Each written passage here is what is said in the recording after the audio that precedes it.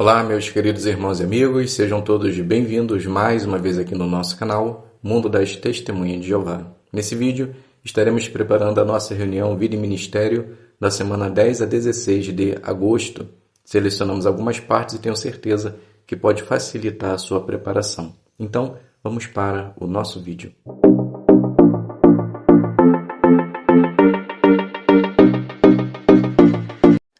Então sejam todos bem-vindos, é um prazer imenso ter vocês aqui conosco toda semana para juntos prepararmos partes importantes de nossa reunião. Como dito inicialmente, estaremos agora juntos preparando tesouros da Palavra de Deus com o seguinte tema: por que alguns figos eram bons e outros eram ruins? Espero que possa ajudar na sua preparação. Somente lembrando, se você é novo aqui no canal, já se inscreva nele, ative o sino para receber as notificações e deixe também o seu joinha. Então podemos iniciar esse discurso assim. Depois que o rei Joaquim e muitos judeus foram levados para a Babilônia, Jeová deu a Jeremias uma visão. Ele viu 2 cestos de figos colocados diante do templo. Em um cesto tinha figos muito bons, como os primeiros figos maduros. O outro tinha figos muito ruins, tão estragados que não podiam ser comidos. Para entendermos essa visão, primeiramente precisamos identificar quem são comparados a figo bons e figo ruins. Então vamos fazer a leitura de Jeremias capítulo 24, versículo do 5 ao 7, e vamos identificar quem são os figos bons. Então a leitura diz assim: Isto é o que diz Jeová, o Deus de Israel. Assim como esses figos bons, considerarei bons os exilados de Judá, que mandei embora deste lugar para a terra dos caldeus, manterei meus olhos neles para o seu bem e os farei voltar a esta terra. Vou edificá-los e não os derrubarei. Vou plantá-los e não os arrancarei. E vou dar-lhes um coração capaz de me conhecer, de saber que eu sou Jeová. Eles se tornarão meu povo e eu me tornarei o seu Deus, pois eles voltarão a mim de todo o coração. Percebemos então quem são os figos bons. São todos os judeus levados cativos para o exílio em Babilônia. Em primeiro momento, poderia parecer que eles estavam sendo castigados, mas Jeová prometeu que estaria cuidando deles, pois ele disse no início do versículo 6, manterei meus olhos neles para o seu bem. Jeová, embora tenha deixado as consequências dos erros deles cair sobre eles, ele ainda os protegia. Então conseguimos identificar os figos bons. Vejamos agora quem representa os figos ruins. Note o livro de Jeremias, capítulo 24, versículo do 8 ao 10. Mas conta aos figos ruins, que são tão ruins que nem podem ser comidos, isto é, o que diz Jeová. Assim considerarei Zedequias, rei de Judá, seus príncipes, o restante de Jerusalém, que sobrou nesta terra, e os que foram morar na terra do Egito. Farei deles um motivo de terror e de desgraça para todos os reinos da terra. Eles serão alvo de insultos, assunto de provérbios, motivo de zombaria e exemplo de maldição em todos os lugares por onde eu os espalhar. E vou enviar contra eles a espada, a fome e a peste, até que desapareçam da terra, que dei a eles e aos seus antepassados. O primeiro da lista de figos ruins é Zedequias. Zedequias não só se rebelou contra o rei Nabucodonosor por romper o juramento de lealdade que havia feito para com aquele rei em nome de Jeová, mas também por rejeitar a compaixão que Jeová havia estendido por meio de Jeremias. Zedequias ele foi tão rebelde à mensagem de Jeová que até mesmo mandou prender o profeta Jeremias. Dando continuidade a essa lista, temos os príncipes e o restante de Jerusalém, que não foi levado ao exílio, e os que foram morar na terra do Egito. E o fato dos judeus que ficaram em Jerusalém e posteriormente terem se mudado para o Egito ser considerado figo ruim é por causa da sua desobediência. Pois Jeremias, por meio de Jeová, disse que eles não deveriam deixar Jerusalém e nem se mudar para o Egito, pois Jeová iria os proteger e os abençoar, mesmo morando ali, em meio ao caos. Mas eles não ouviram, não acreditaram e ainda acharam que Jeremias estava mentindo ao dizer essas palavras, com o coração obstinado, foram para o Egito. E o resultado final foi exatamente o que Jeová havia predito: destruição, pois Nabucodonosor marchou contra o Egito e conquistou também aquela terra. Ou seja, obedecer traz vida e paz, desobedecer traz morte. Diante desse cenário, e já sabendo quem são os figos bons e os figos ruins, e por que uns foram abençoados e outros amaldiçoados, se pergunte: o que posso tirar de proveito dessa lição tão valiosa? Bem, aprendemos que a situação que nos encontramos não significa se estamos sendo provados ou não por Jeová, mas o que determina é a nossa obediência diante da provação.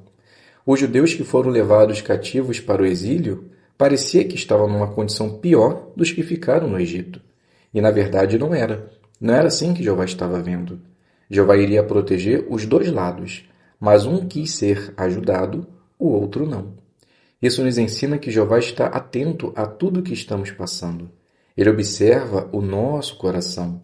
Quando aceitamos a sua orientação, mesmo que isso envolva correção ou dificuldade, mostramos que somos como figos bons. Mas se endurecermos o coração, ignorarmos seus conselhos, corremos o risco de nos tornar como figos ruins.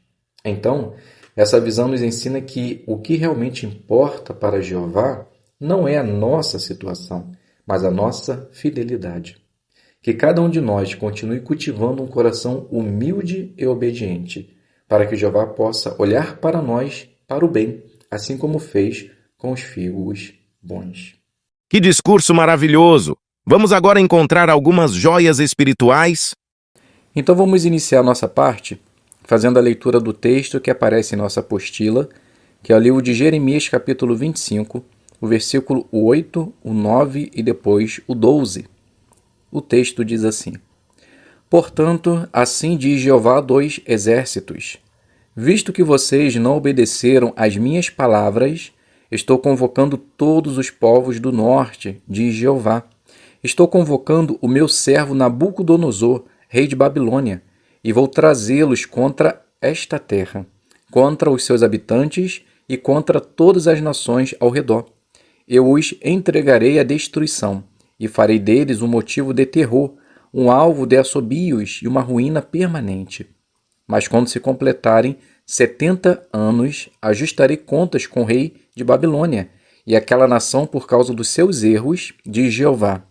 E farei da terra dos caldeus um deserto desolado para sempre.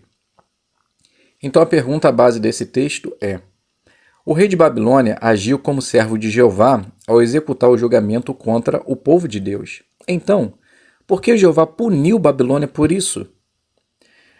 Porque, embora Jeová ele tenha colocado no coração de Babilônia destruir Jerusalém junto com o seu povo, eles não tinham mãos limpas. Pelo contrário, eles estavam amontoados de sangue nas costas e por práticas erradas.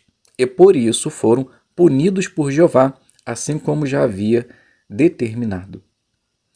A segunda pergunta de nossa consideração: que joias espirituais você encontrou na leitura da Bíblia desta semana? Então agora vamos selecionar uns versículos e fazer um comentário. O primeiro texto é o livro de Jeremias, capítulo 24, versículo 6. Manterei meus olhos neles para o seu bem, e os farei voltar a esta terra. Vou edificá-los e não os derrubarei. Vou plantá-los e não os arrancarei. Mesmo o povo sendo punido por seu erro, Jeová prometeu cuidar deles.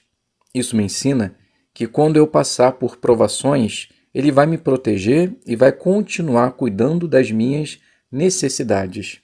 Ele nunca vai me abandonar, assim como nunca fez com o seu povo. Ainda no capítulo 24, agora o versículo 7. E vou dar-lhes um coração capaz de me conhecer, de saber que eu sou Jeová. Eles se tornarão o meu povo, e eu me tornarei o seu Deus, pois eles voltarão a mim de todo o coração.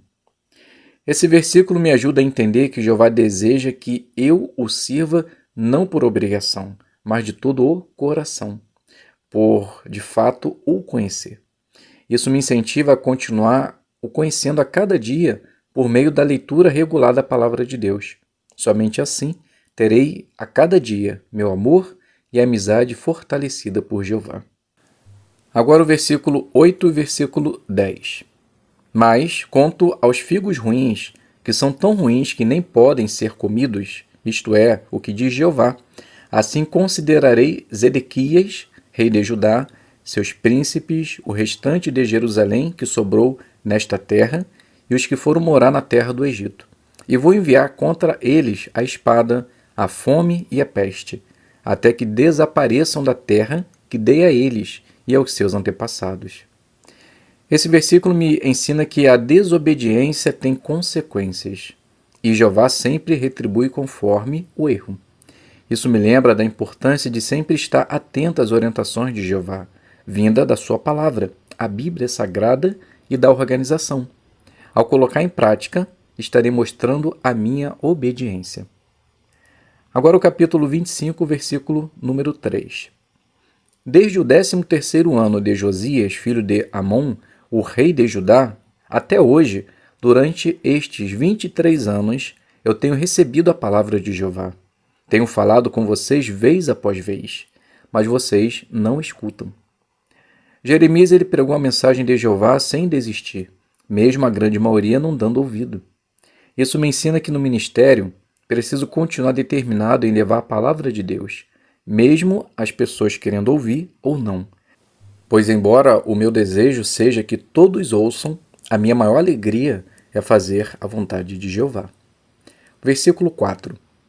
E Jeová lhes enviava todos os seus servos, os profetas, e enviava-os vez após vez. Mas vocês não escutavam, nem prestavam atenção. Esse versículo me mostra a paciência que Jeová tem comigo. Ele me dá oportunidade para que eu mude características negativas, e faz isso através da sua palavra e do alimento espiritual. Quando dou atenção a elas e as escuto, mostro o quanto aprecio a sua paciência em minha vida. Versículo 6. Não sigam outros deuses, nem os sirvam, nem se curvem diante deles, ofendendo-me com o trabalho das suas mãos. Senão, eu vou trazer calamidade sobre vocês. Esse texto me faz pensar que adorar outros deuses, eu jamais farei isso. Mas pode ser que dinheiro, fama e outras coisas se tornem para mim um Deus, e eu acabe desanimando em sentido espiritual. Sendo assim, para que isso jamais aconteça e eu não sofra as calamidades, preciso continuar firme e obedecendo tudo que Jeová pede. Versículo 11. E toda esta terra será reduzida a ruínas e se tornará um motivo de terror. E essas nações terão de servir ao rei de Babilônia por 70 anos. Jeová, antes de trazer a destruição, avisou o povo o que faria, e no tempo certo agiu. Isso me ensina que Jeová é o cumpridor de promessas, e ele sempre vai cumprir o que prometeu. Isso reforça a minha certeza que o novo mundo de Deus é real, e logo logo, com as bênçãos de Jeová, estarei no seu novo mundo. Versículo 29. Pois, se a calamidade que estou trazendo começa com a cidade que leva o meu nome, deveriam vocês ficar impunes? Vocês não ficarão impunes, pois estou convocando uma espada contra todos os habitantes da terra, diz Jeová dos exércitos. Esse texto mostra que Jeová começa limpando a sua casa, para depois cuidar dos outros. Isso me ensina que devo ter uma conduta piedosa com as normas justas de Jeová, para que quando Jeová limpar a sua casa, eu possa ser encontrado como um figo bom e não ruim. Joias espirituais excelentes. Vamos agora preparar as designações da semana. Vamos iniciar então a nossa parte fazendo a designação número 4, iniciando conversas. Essa parte ela tem 4 minutos, será feito de casa em casa. Comece falando sobre um assunto atual, depois mude para um assunto que parece interessar mais a pessoa. Então podemos iniciar assim. Maria, ela diz: Bom dia, tudo bem? A moradora responde: Bom dia, tudo bem, o que deseja? Então Maria fala: Na verdade, desejo lhe transmitir uma mensagem muito importante. Eu me chamo Maria, como você se chama? Então a moradora se apresenta: Ana. Maria diz: É um prazer falar com você, Ana. Hoje estamos conversando com nossos vizinhos sobre a possibilidade de uma paz mundial. Para você, acha que é apenas um sonho ou pode se tornar uma realidade?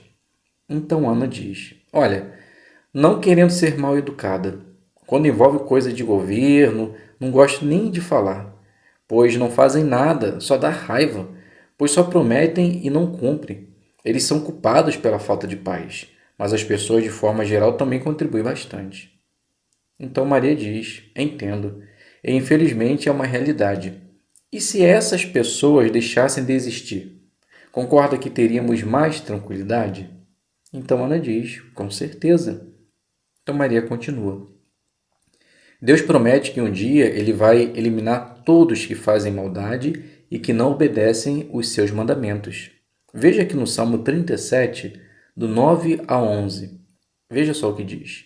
Após a leitura, você diz: Acredita que isso possa acontecer?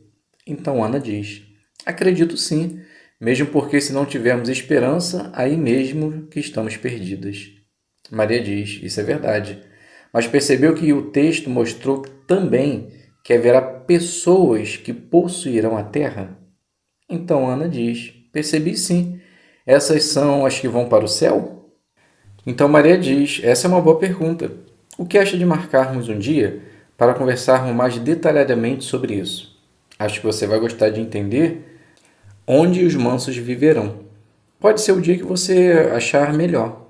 Então Ana diz: Pode ser no sábado, à tardezinha, a hora que você quiser. Então Maria diz: Perfeito. Então às 17 horas estarei aqui no sábado. Aí te mostro com mais tranquilidade sobre esses que possuirão a terra. Então Ana diz: Tá bom. Então até sábado. Então Maria fala: Até. Tchau. Então aqui eu finalizo a primeira designação, iniciando conversas, e as irmãs usaram muito bem a lição 2.5. Vamos agora passar para a designação número 5, cultivando o interesse. Essa parte ela tem 4 minutos, será feita como testemunho informal. Fale sobre uma das verdades do apêndice A da brochura Ame as Pessoas. Então nós podemos iniciar assim. Maria, ela inicia dizendo: E aí, Ana, posso me sentar aqui? Então Ana diz: Oi, Maria, pode sim. Daqui a pouco a Márcia está chegando também. Então Maria diz: Tá bom. É bom que a gente coloque a conversa em dia. A gente nem parece trabalhar na mesma empresa. Quase não se vemos. Então Ana diz: Verdade. Foi Deus mesmo a gente ter se encontrado ontem. Suas palavras vieram na hora certa.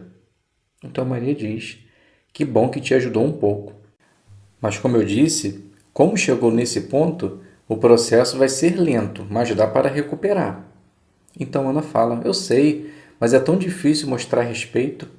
Maria diz: Eu sei, mas como eu disse, se você quer fazer o que Deus deseja, você precisa respeitar as orientações. Veja só o que ele diz aqui em Efésios, capítulo 5, versículo 33. Então faz a leitura, depois você diz: Viu, Ana? Você tem que arrumar momentos para mostrar respeito por ele. Será que não tem nada que ele faça que seja bom para você? Então Ana diz: Sim, tem, mas... não sei, Maria. Parece que se eu fizer, ele pode achar que está tudo bem, mas não está. Maria diz: Eu sei, Ana, mas pelo menos tente e veja o que acontece. Então Ana diz: Tá bom, vou tentar. Vamos ver o que acontece. Maria diz: Isso, minha amiga. Antes de entrar em casa, faça uma oração e peça a Deus que te ajude. Então Ana fala: Pode deixar que eu vou fazer isso. Depois te conto se surtiu efeito. Maria diz: Eu tenho certeza que vai dar certo. Vai por mim. Ana fala: Tá bom. Então orar, respirar e entrar. Deixa comigo. Maria diz: Outra coisa que pode te ajudar ainda mais é ter um estudo da palavra de Deus, pois nela você vai compreender o que Jeová deseja para os casados e o que ele espera nos que são casados. Então Ana fala: Mas como iremos estudar se nos vemos uma vez sim e uma vez nunca?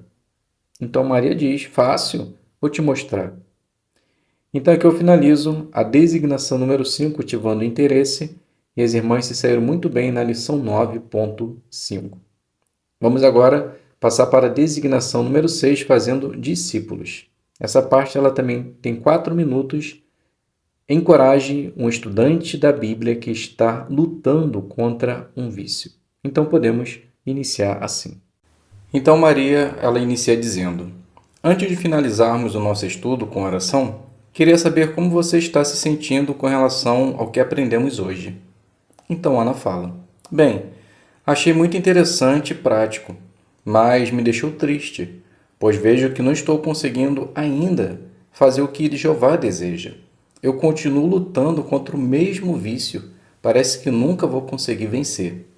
Então Maria fala: primeiro gostaria de te elogiar por sua sinceridade.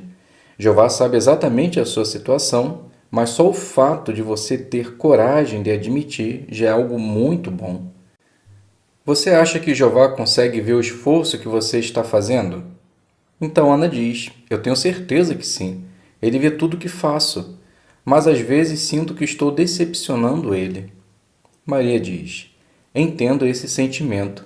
Já passei por algo parecido, mas teve um texto que uma irmã leu para mim que me ajudou muito. É o livro de Provérbios, capítulo 24, versículo 16. Então, após a leitura do texto, você continua dizendo: viu, Ana?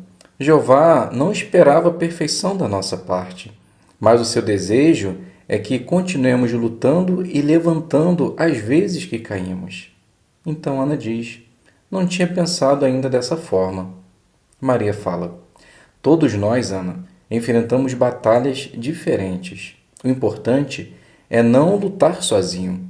Continue orando a Jeová com sinceridade, evite situações que fortaleça esse vício e sempre que cair, não abandone a oração e nem o estudo, pois Jeová pode te dar forças para vencer esse desafio aos poucos. Então Ana fala: nossa, é muito bom ouvir essas coisas, me dá esperança. Vou continuar tentando. Então Maria diz: fico feliz de ouvir isso. Na próxima semana, podemos conversar sobre algumas medidas práticas que a Bíblia recomenda para fortalecer o autocontrole. E saiba que eu estou sempre aqui para te ajudar no que você precisar. Lembre-se sempre, Jeová valoriza muito quem continua lutando para fazer o que é certo. Então Ana diz: muito obrigado, Maria. Eu precisava ouvir essas palavras. Pode deixar que não vou desistir. Então Maria diz: que bom ouvir isso. Fico feliz por você. Então vamos finalizar com uma oração. Então aqui eu finalizo a última designação, a designação número 6, e as irmãs se saíram muito bem usando a lição 12.4. Espero que essas designações possam ter lhe ajudado. Vamos agora preparar a última parte de nossa reunião. Estudo bíblico de congregação. Então a primeira pergunta da parte para considerar é: de que maneiras Sara mostrou coragem? Então ela deixou a sua terra e família para seguir Abraão, ela enfrentou situações difíceis em terra estrangeira, ela aceitou esperar muitos anos pelo filho prometido e foi submissa e respeitosa com Abraão. E também ela teve fé em Jeová. Agora analise mais a fundo a primeira pergunta. Será que era errado Sara ser esposa de Abraão, apesar de ele ser seu meio-irmão? Então a resposta: não era considerado errado porque ainda não tinha sido dada a lei de Moisés. Então, quando eles se casaram, eles não estavam debaixo de lei. A segunda pergunta: que coisas Sara provavelmente teve que deixar para trás em Ur? Então ela deixou sua casa, a sua origem, parte de sua família e pessoas conhecidas, conforto e estabilidade, uma vida previsível e talvez possíveis planos pessoais. Pergunta 3. O que mostra que foi sábio Abrão ter escondido o fato de que Sara era sua esposa? Porque o que ele temia logo aconteceu. Alguns príncipes notaram que Sara era bonita, então o faraó mandou chamar ela para o palácio. Então o fato de ter dito que ela era sua irmã o salvou, pois era comum naquela época o rei matar o marido para ficar com a esposa. Pergunta 4. Sara era submissa a Abraão. Será que isso significa que ela nunca dizia o que pensava? Explique. Sara realmente era submissa, mas quando tinha uma opinião, ela se expressava. Em certa ocasião, ela teve um ponto de vista contrário a de Abraão e se posicionou firmemente a ela, pois ela queria que Abraão mandasse embora Agar, sua concubina, e Ismael, seu filho. Ele não queria fazer isso, mas depois que Jeová mandou que ele ouvisse a voz da sua esposa Sara, ele o fez. Agora medite no que aprendeu. Compare Sara e a esposa de Ló. Pergunta: o que elas tinham em comum? Então elas tinham em comum o fato de que as duas tiveram que deixar para trás coisas e um lugar que conheciam. A segunda pergunta: o que elas tinham de diferente? A diferença é que Sara continuou demonstrando fé e confiança, enquanto a esposa de Ló permitiu que seu coração ficasse ligado às coisas que estava deixando para trás. Sara deixou tudo e seguiu em frente. Já a esposa de Ló olhou para trás. O que aprendemos das decisões que elas tomaram e dos resultados dessas decisões? Então aprendemos que as decisões que tomamos mostram o que temos no coração. Sara aceitou sua mudança e apoiou Abraão confiando em Jeová. A esposa de Ló não obedeceu completamente à ordem de Jeová e desobedeceu. Sara foi abençoada e a esposa de Ló destruída, ressaltando para nós que a obediência e confiança em Jeová sempre será a melhor escolha. A outra pergunta. Sara era muito bonita e seu marido era rico. O que podemos aprender do exemplo dela se tivermos circunstâncias parecidas? Então podemos aprender que o que mais mostra realmente a nossa beleza é o caráter que temos. Sara não deixou que sua beleza atrapalhasse sua confiança em Jeová e nem permitiu que o dinheiro fosse barreira para obedecer. Pelo contrário, nem beleza e nem dinheiro atrapalhou a sua espiritualidade. Que possamos agir que nem Sara, colocar Jeová como foco e não beleza e nem riqueza. Como você pode imitar a coragem de Sara na sua vida? Então eu posso ter em mente que minha vida pode mudar de uma hora para outra e viver situações que jamais imaginei viver. Mas assim como Sara, se eu manter a minha decisão de servir a Jeová, nada irá me atrapalhar, pois terei a certeza que Jeová sempre estará do meu lado. Agora pense no quadro completo. O que esse relato me ensina sobre Jeová? Me ensina que Jeová, quando tem um propósito, ele cuida para que tudo dê certo. Me ensina também o quanto Jesus valoriza as mulheres, dando a elas um papel fundamental no seu propósito e na família. E me mostrou também que Jeová cuida dos seus servos sempre que precisam. A outra pergunta: como esse relato está relacionado com o propósito de Jeová? Está relacionado pelo fato de que Jeová ter prometido que por meio de Abraão viria a linhagem até o Messias. E Sara foi fundamental nesse processo, pois por meio dela nasceu Isaque, dando assim continuidade na promessa feita por Deus. A última pergunta. O que eu gostaria de perguntar para Sara quando ela for ressuscitada? Então cada um medite no que você quer perguntar e não critique as perguntas que eu farei para Sara. Imagine que eu estou lá com a Sara no piquenique junto com Abraão, ou então talvez num churrasco. Vai chegar uma hora que eu vou ter que perguntar para Sara: Sara, você sentia muito ciúme de Abraão ou era algo natural? Quando foi para o palácio do rei, sentiu o desejo de ficar e deixar Abraão? Como foi saber que a esposa de Ló tinha morrido daquele jeito? Você foi lá ver? Como foi saber que seu marido quase matou seu filho? Então são perguntas que eu gostaria de fazer para Sara e saber se ela tinha resposta para isso, ou se vai ter resposta para isso. Deixe lá nos comentários qual seria a pergunta que você faria para Sara. Então, meus queridos irmãos e amigos, aqui eu finalizo esse estudo e espero que possa ter contribuído para a sua preparação. Muito obrigado a todos pela presença, fiquem todos na paz de Deus e até um próximo vídeo, se Deus quiser.